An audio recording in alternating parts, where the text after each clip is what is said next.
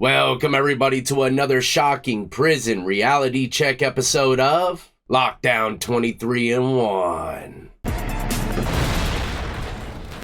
That's right, today we're going to be traveling down to Alabama to speak about a very thick and hearty type of smoke. That's what I like to call it. Nitrogen. What does that have to do with prison? You'll find out. But first, allow me to thank the first 20 customers to purchase the new Lockdown hat, man. Y'all are going to be happy with them. I mean, for me to wear it on every episode, I gotta like it. I'll leave the link pinned in the comment section below. Gotta do a little bit of promo, just a little. So let's get into it, ladies and gentlemen. If you enjoy all things lockup and crime related, then this is where you want to be. Hit that like, subscribe, notification bell before you leave, and check out my playlist with many more videos for you to start watching today.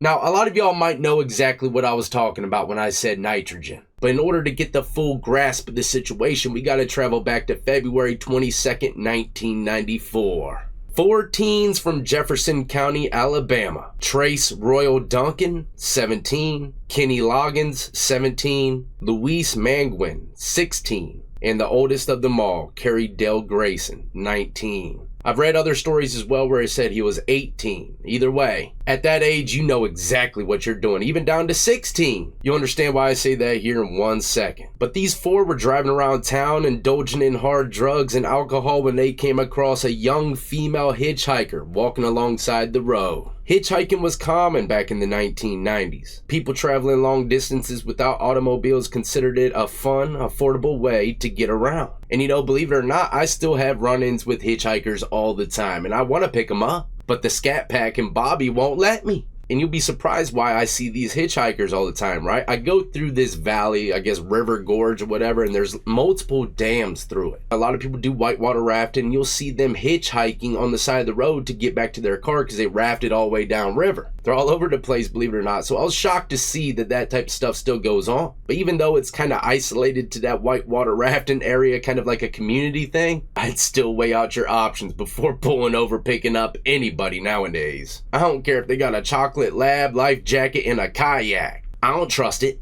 Anyway, sorry about that side trail. Back to the story.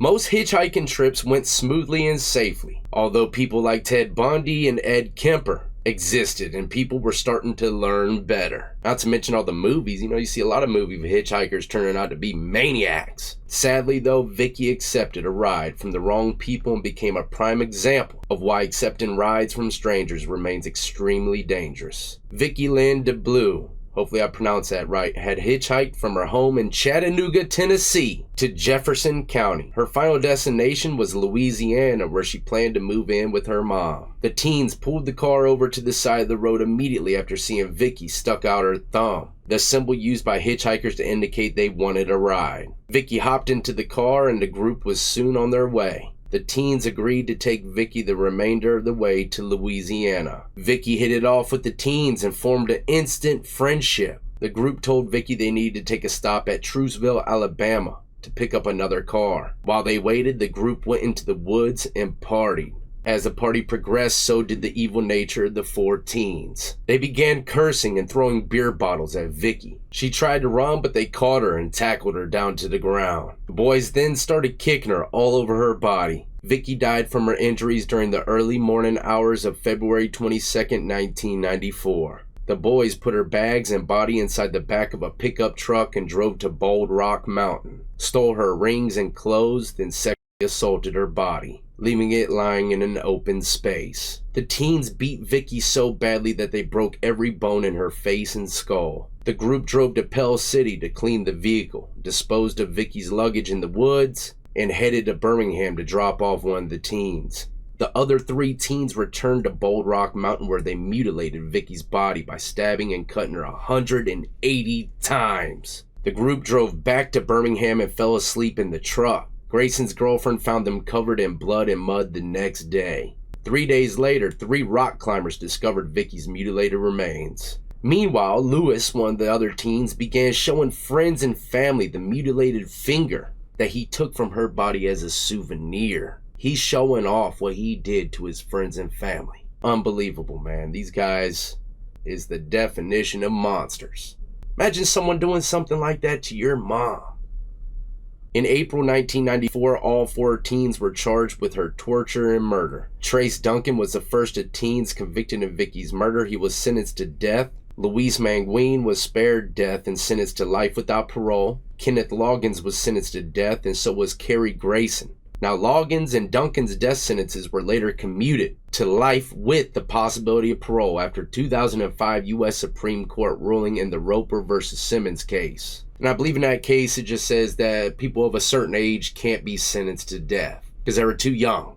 But what does all this have to do with nitrogen in prison? Well, even though a few of those teenagers escaped the death penalty, one of them didn't. And that's going to lead me into the next article titled, Death Row Prisoner Uses Final Words to Swear Before Taking 10 Minutes to Die in Nitrogen Execution. That's right, Carrie Dale Grayson got what I call the ultimate smoke show. I can't even imagine breathing in nitrogen for 10 minutes. But you know what I can imagine? An eye for an eye. I think all 4 of them should have been sucking down that smoke. But that's just me, y'all. I like to keep it old school. Now, before we get into the nitrogen, let's speak about his last meal. What does someone want to eat before they chug down nitrogen, man? Let's find out. Carrie Dale Grayson, 50, was put to death on Thursday in Alabama's 3rd execution using nitrogen gas. He requested a luxury meal before his death that included tacos and chips. If I'm about to be put down, man, give me my last ciggy. I wouldn't be able to eat nothing before that. But the death row killer requested an elaborate food order for his final meal. Grayson rejected the breakfast and lunch trays, but opted for coffee and Mountain Dew as well as seafood. He requested soft tacos, beef burritos, tostadas,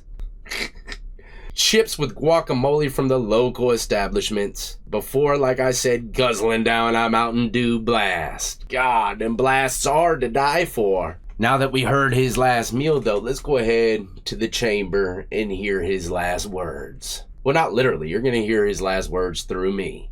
And keep in mind, this was 30 years ago that he committed this murder. He's 50 now. Imagine sitting in that cell for that long just to know that you're about to go out by nitrogen. But just like every other person being put to death, they asked him if he had any final words. Carrie Dale Grayson did have some last words and swore at Terry Rabin, the warden of William C. Holman Correctional Facility. You know what, man? I've covered a lot of gruesome stories coming from that prison. Inmate on inmate violence is rampant in that place. But once he started cursing out the warden, it prompted the prison officials to turn off the microphone. Banged on him on his last minutes on Earth. Cursing or not, man, he should allow the man to say whatever the hell he wants to say before he goes. I don't know, that's just my 2 cents. What do y'all think? But before Mr. Rabin pulled the microphone away from Grayson, you could hear him say, "For you need to fuck off." But the rest of his statement was left unheard. Alabama Corrections Commissioner John Q. Hamm told reporters, "Grayson has cursed out most of our employees tonight, so we were not giving him the opportunity to spew that profanity." The curtain to the execution chamber opened just after 6 p.m. local time. I mean, just picture that. You're one of the people sitting behind a glass and you see, finally, the curtain open up with a man strapped down to the table. I don't know if that's how it goes, if he's already strapped down or not, but either way, man, you know, when them drapes open up, that's a show coming. That's something that many people would never experience on Earth. But the curtain to the execution chamber opened just after 6 p.m. local time. Grayson raised both middle fingers as nitrogen gas began to enter his body via breathing mask. Strapped to the gurney with a blue rim gas mask on his face, the 50-year-old shook at times and took a series of gasping breaths as the gas flowed. He did as the 2 others previously executed by nitrogen did as well. Mr. Hamm said the deadly gas flowed for 15 minutes and that an electrocardiogram showed that his heart stopped beating after around 10 minutes. He appeared to stop breathing at 6:21 p.m. and was pronounced dead at 6:33 p.m. Now this is even wild. It says Miss the Blue, the individual, 37-year-old woman that was killed by these 4 teens, her daughter, who was 12 when her mother died, told reporters at the prison after the execution that her mother was unique, spontaneous, wild, and funny. But she also criticized the sentencing handed down to Grayson.